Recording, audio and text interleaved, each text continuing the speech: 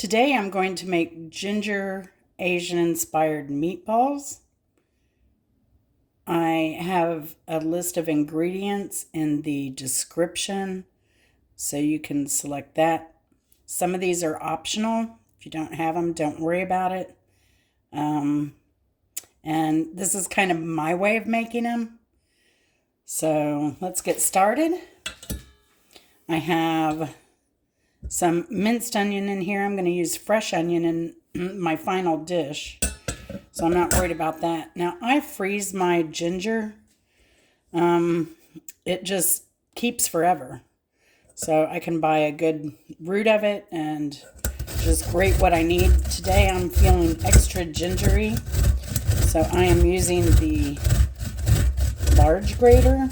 I use the small grater a lot of times, and you do not have to take the skin off of this, which is a beauty. A lot of people do, but I think I watched, forget who I learned that from. They said they took some cooking lessons from an elderly Asian person, and they did not peel their ginger. So I'm just gonna get that out of here. Now, today I'm gonna use a mix of ground turkey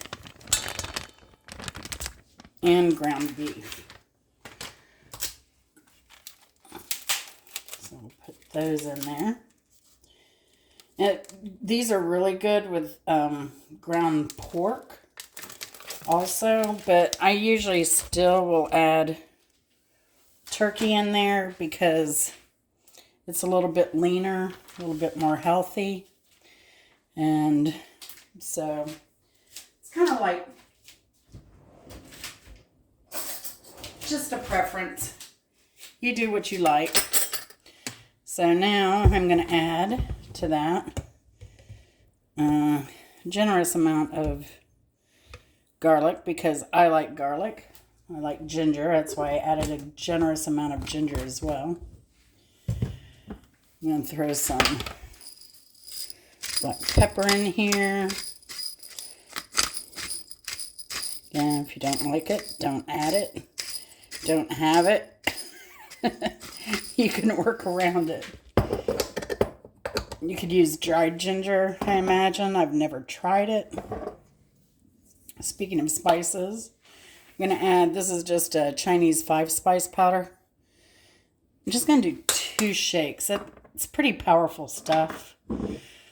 I can smell it already. Anise. So this is Japanese wine. I'm sorry. Chinese cooking wine. Again, if you don't have it, don't add it. I'm just going to add a little bit in there. Because the more liquid you have, the more breadcrumbs you have to add. So I try to avoid some of that. Here's some, a little bit of soy sauce. Doesn't take much. It was maybe a little too much. I have a little bit of sesame oil here.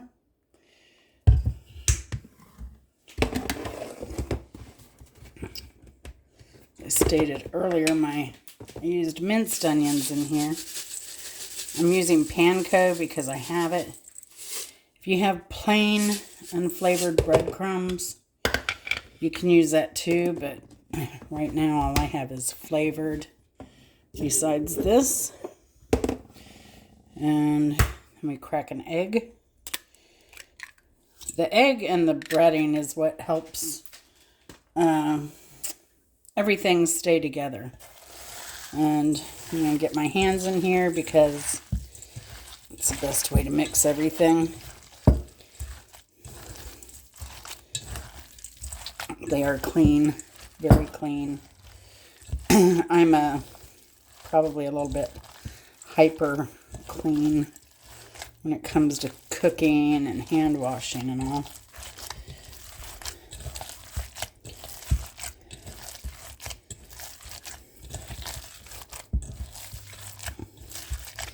give this a good mix. Now these are really good, so I like to make these, looks like I'm going to have enough, definitely, since there's only 2 of us, to freeze some of these.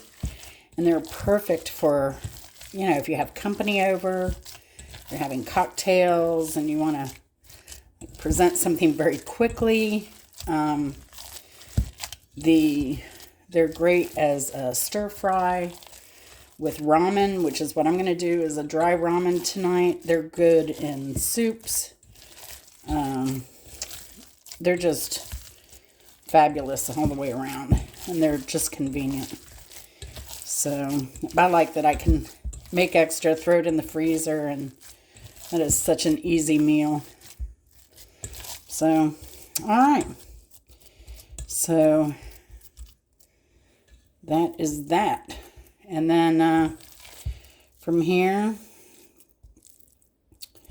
you just start making meatballs. I like to do them about, I don't know, about the size of a golf ball, maybe. And you can bake these, or you can put them in a pan to cook them. My oven isn't working right now. I'm having a hard time getting a repair person at the moment. So, anyway, so you just bake these, or you'll want to drizzle a little oil in the pan, because there isn't a lot of fat in these with the turkey. And so whether you do them on the stovetop or oven, definitely use some oil in your pan. So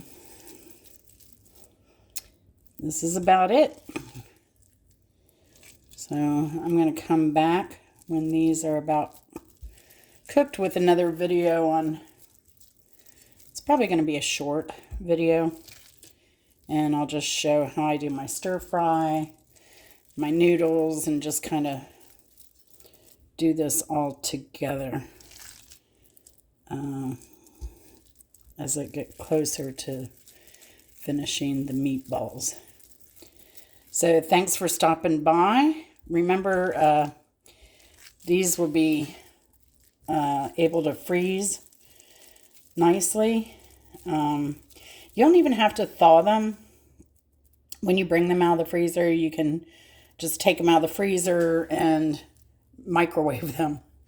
It's amazing.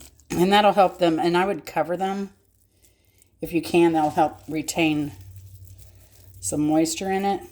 And if you're going to serve these as on their own, like with cocktails or whatever, I recommend serving them with a dipping sauce. You can either do like a soy sauce based with a little chili. You can serve them with some sriracha, and you can also serve them with hoisin sauce. So we'll be back in a bit for that short. Look for it on my shorts area, and we'll see you later. Thanks for watching.